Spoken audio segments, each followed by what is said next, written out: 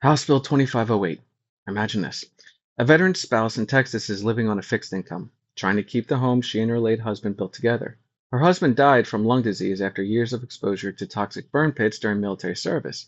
But because he wasn't rated 100% disabled before he passed, she still has to pay full property taxes every year.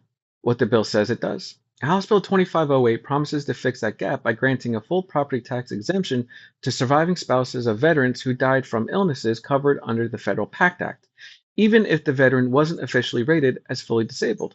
What it actually does? This new law adds a total homestead exemption for those surviving spouses, lets them transfer it if they move, and applies it retroactively regardless of whether their spouse passed. It removes a long-standing barrier that left many veteran families behind, while shifting a small portion of that tax load onto other property owners and the state. Who benefits? Surviving spouses of veterans who died from PACT Act related conditions. Veteran advocacy groups that fought for fairer treatments. Who pays the price? Local governments and school districts that lose tax revenue. Other taxpayers who may shoulder a slightly higher share as the exemption base expands. Why it matters.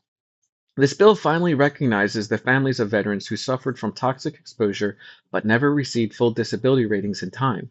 It brings fairness to those families, but it also nudges school finance and local budgets in ways most Texans won't see until the numbers add up. Now, questions you can ask your lawmakers. How will the state ensure these exemptions don't quietly drain funds from schools over time? Will there be regular reporting to show how much revenue is shifting from local to state budgets? And could future legislatures expand this model to more groups without checking long-term fiscal balance? Bottom line, House Bill 2508 honors veterans' families the right way, but Texans should still watch the math that makes that promise sustainable.